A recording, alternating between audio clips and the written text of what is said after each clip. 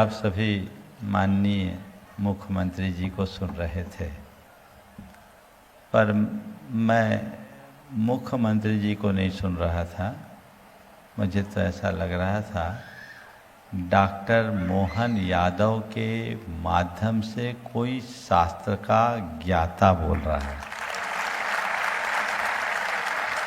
जब ऐसे संस्कृति निष्ठ लोगों को अपने बीच पाता हूँ तो मुझे हार्दिक प्रसन्नता होती है।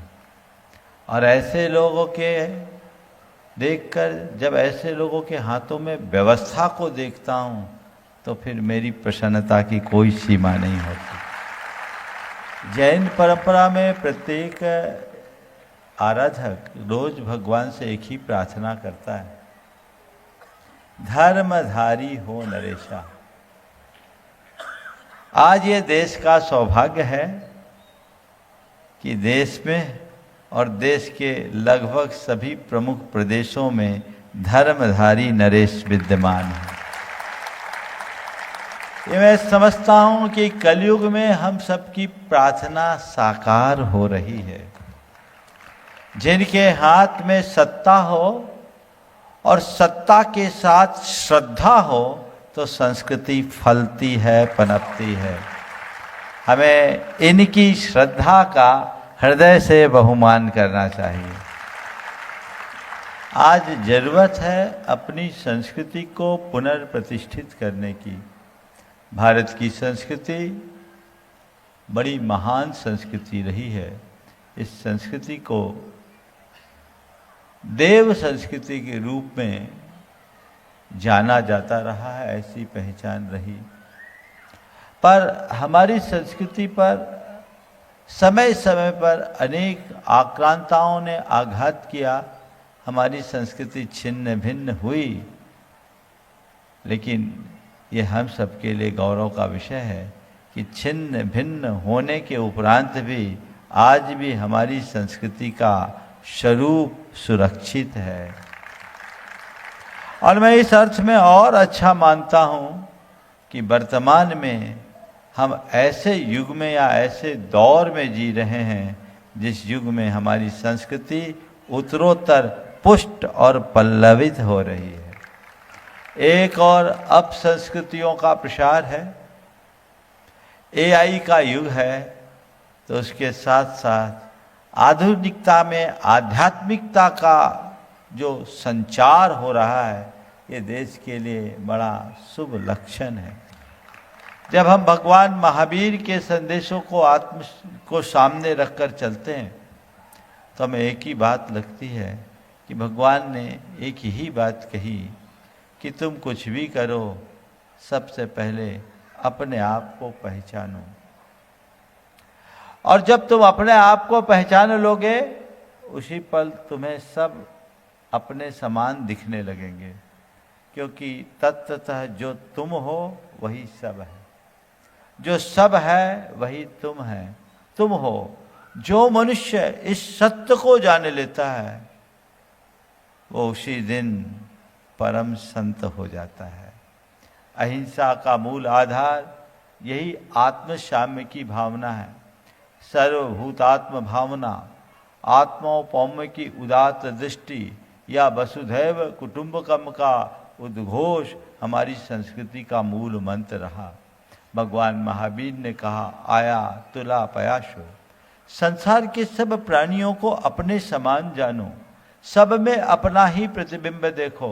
जिस दिन तुम अपनी आत्मा को पहचानोगे, तुम्हारे हृदय में सहअस्तित्व की भावना जागेगी, और जब तुम सहअस्तित्व की भावना से भरोगे, हृदय में संवेदना प्रकट होगी। सहअस्तित्व और संवेदनशीलता ही अहिंसा का आधार है। आज के इस बिगड़ते दौर में यदि सबसे ज़्यादा कुछ प्रभावित हुआ है तो हमारी संवेदना है। बढ़ती हुई उपभोक्तावादी सोच ने हमारी संवेदना को मोथली बना दिया। आज लोग संवेदनशील हीन होते जा रहे हैं। हमारा चित्त बड़ा अनुदार और सोच संकीर्ण होते जा रही है। हमें उस संवेदना को जगाने की जरूरत है। जिस देश में पूरे संसार को एक परिवार की तरह देखा जाता था। कैसी विडंबना आ रही है कि आज परिवार ही नहीं बच पा रहा है। हम विश्व को एक परिवार की तरफ देखते थे, अब विश्व एक बाजार बनता जा रहा है। ये हम सब के लिए बहुत चिंता की ज़रूरत है। आज के युग में हमें सारी पीढ़ियों को ये समझाना है कि अध्यात्म हमारे जीवन की मूलभूत विरासत है। जीवन में स्थायी समृद्धि भौतिक रूप से संपन्न होने पर नहीं, आंतरिक रूप से, आध्यात्मिक रूप से मजबूत बनने पर आएगी। इसलिए हम अपने आध्यात्मिक मजबूती को हमेशा अपना आदर्श बना करके रखें। हमारे यहाँ जितने भी महापुरुष हुए, वे राजा महाराजा भी हुए, धन वैभव का अंबार उनके पास लगा रहा, लेकिन उन्हें वो रास नहीं आया। अंततः उसे त्याग कर राज पाट धन वैभव साम्राज्य सब कुछ का परित्याग कर वे आत्मस्थ हुए, और उस आत्मस्थ होने के परिणाम स्वरूप वे हम सबको अध्यात्म का मार्ग दे पाए। हमें ये याद रखना है कि हमारे जीवन का सार क्या है। हमें ये ध्यान रखना है कि हमारे जीवन का लक्ष्य क्या है। भगवान महावीर ने जिस अहिंसा, संयम और तप को परम धर्म कहा है, हमें अपने जीवन में इसे अपनाने की जरूरत है। अपने हृदय में अहिंसा को लाएं। हम कहने को कह देते हैं कि हमारा खान पान शुद्ध है, हम शाकाहारी हैं इसलिए अहिंसक है। ये सत्य है कि अहिंसक शाकाहारी होता है, पर केवल शाकाहारी होने से हमारी अहिंसा की आराधना संपन्न नहीं होती। शाकाहारी होने के साथ साथ हमें अपने आचार व्यवहार में भी उतनी ही पवित्रता और निर्मलता लानी चाहिए। हमारे हृदय में वैसी संवेदना आनी चाहिए। जब तक ये संवेदना है तभी तक हमारा जीवन सुखी होगा, और हम यदि संवेदना को भूल जाएंगे तो हमारा जीवन एक मशीन की तरह हो जाएगा। एक मशीन, आज रोबोट भी वही काम करता है जो मनुष्य कर देता है, और एआई का युग है। मुझे तो लगता है आने वाले दिनों में रोबोट और मनुष्य को पहचानने में भी बहुत कठिनाई होगी। ऐसे कई कृत्रिम रोबोट्स बन गए जो हूबहू है, लेकिन अंतर है तो केवल संवेदना का है। रोबोट के पास ज्ञान होगा, रोबोट के पास शक्ति होगी, रोबोट के पास क्रिया होगी, रोबोट के साथ कर्म होगा, लेकिन रोबोट के पास संवेदना नहीं होगी। मैं समझता हूँ जिस मनुष्य के पास संवेदना नहीं, वह चलता फिरता रोबोट के समान है। यंत्र युग में यदि मनुष्य यंत्र बन जाए तो इससे बड़ी विडंबना और क्या होगी। उसकी सोच को बदलने की जरूरत है, उसकी दिशा और दृष्टि को बदलने की आवश्यकता है। तभी हम अपने जीवन में कुछ बेहतर कर पाएंगे, जीवन को अच्छा बना पाएंगे, जीवन को आगे बढ़ा पाएंगे। हम सब का ये सौभाग्य है कि हम ऐसी धरा पर जन्म लिए हैं जहाँ हमें ऐसा मार्गदर्शन मिलता है। लेकिन मुझे दुख और आश्चर्य तब होता है कि इतनी उत्तम विरासत को पाने के बाद भी आज लोग आधुनिकता की होड़ में अंधे हो रहे हैं। व्यसन प्रियता और आचारहीनता आज के लोगों में आम हो गई है। नशाखोरी की प्रवृत्ति बहुत तेजी से बढ़ते जा रही है। हमें इन सब चीज़ों पर अंकुश लगाना है। अपने इस दुर्लभ मनुष्य जीवन को सफल और सार्थक बनाना है। उसके लिए हमें पूरी तरह से सन्नद्ध होने की ज़रूरत है, तत्पर होने की ज़रूरत है। तो इसकी एक आवश्यकता है कि हम पूरे विश्व में अध्यात्म का पाठ पढ़ाएं, लोगों की दृष्टि इस तरफ ले जाएं। ये प्रयास सबका होना चाहिए। आज हमारे बाजू में माननीय मुख्यमंत्री जी बैठे हैं। ये बिल्कुल धार्मिक तो हैं ही और सुहृदय भी हैं। ये हम जब भी इनसे मिलते हैं तो इनका मुस्कुराता चेहरा देखकर मन प्रसन्न हो जाता है कि इतना काम करने के बाद भी व्यक्ति के अंदर उमंग है। और मैं मानता हूँ कि जो व्यक्ति निष्ठापूर्वक अपना कर्म करता है, परमात्मा उसे सक्षम बना देता है। निष्ठापूर्वक कर्म करोगे, परमात्मा तुम्हें सक्षम बनाएगा। परमात्मा की कृपा उसी पर पड़ती है जो अपने कर्म के प्रति ईमानदार होता है। अपने कर्म के प्रति ईमानदार बनिए, आपकी सारी दुविधाएं दूर हो जाएगी। लोग रोना रोते हैं, लेकिन कहाँ, परमात्मा को धोखा देने वाला परमात्मा का कृपा पात्र नहीं होगा। गलत तरीके से कर्म करोगे तो तुम्हें आज नहीं कल उसे भोगना ही पड़ेगा, भले तुम परमात्मा के चरणों में कितनी भी गुहार क्यों न लगाओ। लेकिन सही कर्म करते हो तो परमात्मा सदैव तुम्हारी छाया बनकर तुम्हारे साथ रहेगा और उसकी कृपा तुम पर अनवरत बरसती रहेगी। इस मूल मंत्र को कभी भूलना नहीं चाहिए। मैं तो ये चाहता हूँ कि कुछ इस तरह का उपक्रम हो। सरकार बहुत काम कर रही है, लेकिन आज मैं देखता हूँ खासकर हमारे बच्चे में जिस तरह की पढ़ाई में उनकी सोच बिगड़ रही है।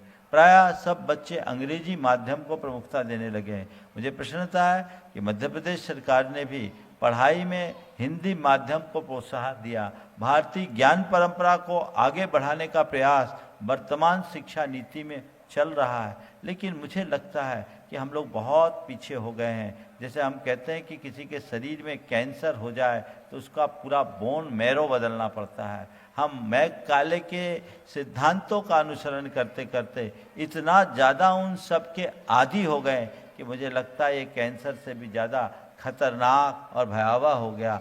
बोन मैरो बदलने की ज़रूरत है। अस्थि मज्जा में चीज़ें जब घुस जाती है तो परिवर्तन बड़ा दुष्कर हो जाता है। हमें उसे परिवर्तित करने की ज़रूरत है। कुछ ऐसी योजना अगर बन जाए जो लोगों के अंदर नैतिक और चारित्रिक मूल्यों को प्रतिष्ठापित करे, और चाहे वो कोई भी शिक्षा संस्थान हो उसमें उसकी अनिवार्यता हो, ताकि हम अपने आने वाली पीढ़ियों को आध्यात्मिक रूप से बलिष्ठ बना सके, मजबूत बना सके, उनकी श्रद्धा को स्थिर बना सके और उनके व्यक्तित्व को सुदृढ़ कर सके। ये प्रयास और पुरुषार्थ करना चाहिए।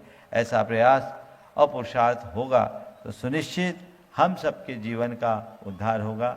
मुख्यमंत्री जी आज आए, पहले भी आए थे और आज पुनः आए। मुझे एक बात सुनकर बहुत अच्छा लगा। देवोदय महासंघ के राष्ट्रीय अध्यक्ष ने मुझसे कहा, महाराज जी इन्होंने एक अच्छा काम कर दिया। अच्छा काम तो करते ही हैं, लेकिन उन्होंने मुझे बोला कि इन्होंने मौखिक रूप से 20 रुपये से 40 रुपया गौग्रास के लिए जो सुनिश्चित किया था उसे कैबिनेट में पास करवा दिया। बहुत अच्छा काम किया है। मुझे ऐसा मालूम पड़ा है कि प्रायः लोग कहते हैं कि नेता लोग तो जो बोल देते हैं वो करते नहीं हैं, लेकिन मेरे बाजू में जो बैठे हैं वो जो बोलते हैं वो करते हैं। यह आपकी पहचान बनी है मुख्यमंत्री जी।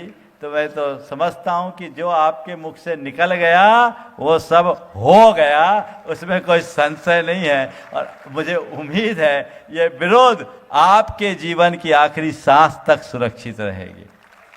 जो बोला वो करो, और भगवान तुम्हें इतनी शक्ति दे, इतनी सामर्थ्य दे कि जो अंदर से निकल गया, चाहे भावना में ही निकल गया। कई बार ऐसा होता है, मनुष्य है, कई बार बोलना पड़ता है। एक आप तो नहीं, एक पूर्व मुख्यमंत्री जी थे, नाम नहीं ले रहा हूँ, मेरे पास आए थे।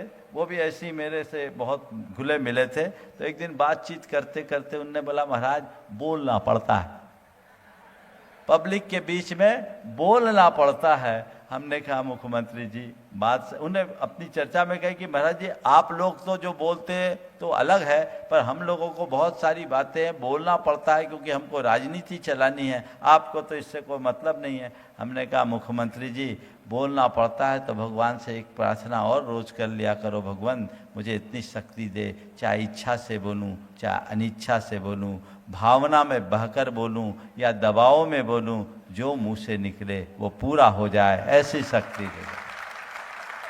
और जो व्यक्ति ऐसी सामर्थ्य पाले कि जो मुंह से निकला वो पूरा हो गया, वो धरती में देवता की तरह पूजा जाएगा, उसे सोचने की जरूरत नहीं। तो मैं तो यही आशीर्वाद देता हूं कि आपके मुख से जो निकले वो पूरा हो और जल्दी से जल्दी पूरा हो। मैं समझ रहा हूं मेरा इशारा वो समझ रहे होंगे, बोलने की जरूरत नहीं है, और आप लोग भी समझ गए होंगे एक बार। जोरदार जोरदार। पूरा देश इसकी प्रतीक्षा कर रहा है, लोगों के संदेश मेरे पास आ रहे हैं, महाराज श्री वो काम कब होगा, मुझे लगता है उसका भी समय आ रहा है और जल्दी ही होगा। और मैं चाहूँ, ये योग बन गया मुख्यमंत्री जी, मुझे उम्मीद नहीं थी कि महावीर जयंती तक मैं यहाँ रहूँगा। मैं तो 2 मार्च के करीब निकलने की तैयारी में था, पर भोपाल वालों का पुण्य इतना प्रबल हो गया। यहाँ एक गुरुकुलम की स्थापना हो रही, जिसमें 6वीं क्लास से बच्चों को लिया जा रहा और उनकी निःशुल्क शिक्षा की बात है। बहुत जल्दी उसकी शुरुआत होनी है। तो वो गुरुकुलम जो इन लोगों ने शुरू किया है गुणायतन परिवार के द्वारा, तो वो निमित्त बन गया, तो मैं ठहर गया। और आज ये निमित्त है कि महावीर जयंती का भव्य समारोह है। बहुत जल्दी गुरुकुलम की भी शुरुआत होनी है। मैं चाहूँगा वो भी आपके ही कर कमलों से हो, तो इससे अच्छी बात कोई नहीं है। अवधपुरी में आचार्य विद्यासागर प्रबंध विज्ञान संस्थान के परिसर में विद्यासागर प्रबंध विज्ञान संस्थान और गुणायतन, इन दोनों के संयुक्त तत्वावधान में उसका कार्य संपन्न होना है। अभी मैं कुछ दिन हूँ, मैं चाहता हूँ शुभस्य शीघ्रम समाचरित की उक्ति चरितार्थ हो और जीवन को बेहतर से बेहतर बना सके। मुख्यमंत्री जी बहुत व्यस्त रहते हैं, लेकिन अपने व्यस्त समय में भी इनने समय निकाला, और मैं मानता हूँ कभी कभी देर होना अच्छा होता है। आप पहले आते तो दोपहर के ही सत्र में आते, पर मुख्यमंत्री जी अभी आप आए हैं विश्व प्रसिद्ध शंका समाधान के सत्र में। इस समय दुनिया भर के 15 लाख श्रोता ने आपको एक साथ सुना। शंका समाधान का ये सत्र बड़ा लोकप्रिय सत्र है। शंका समाधान से एक अलग पहचान है, और इसमें आना मैं पहले चाह रहा था, वही हुआ। इन लोगों से मैंने कहा था कि मुख्यमंत्री जी को शाम को ही बुलाओ तो ज़्यादा अच्छा रहेगा। भगवान ने वैसी कृपा कर दी और इनकी गाड़ी थोड़ी लेट हुई। जिन लोग मुझसे बोल रहे थे 5:30 पे आएंगे, हमने कहा 5:30 पे नहीं आ पाएंगे, उनको 6 बजे के बाद बुलाओ तो ज़्यादा अच्छा है। ऑटोमेटिक वो लेट आए, जो होता है बहुत अच्छा होता है। और इनको यहाँ लाने में राहुल कोठारी की बड़ी भूमिका रही, जो बार बार आपसे संपर्क बनाए रखे। और निश्चित ये लोग तो 24/7 वाली बात होती है। हम साधु लोग अपने तरीके से तपस्या करते हैं, और ये लोगों की समस्या निपटाने की तपस्या करते हैं। ये हम में और इनमें इतना अंतर है। मैं भगवान से प्रार्थना करता हूँ कि परमात्मा आपको इतना समर्थ बना दे कि कोई समस्या हो आपके पास से केवल समाधान निकले। सबकी समस्याओं का समाधान, लोगों के सामने समस्याएं रहे ही नहीं, समस्या का अस्तित्व ही नष्ट हो जाए, और सबके पास केवल समाधान समाधान समाधान हो। शंका समाधान में आने की यही सार्थकता है। बहुत बहुत आशीर्वाद। यहीं पर विराम।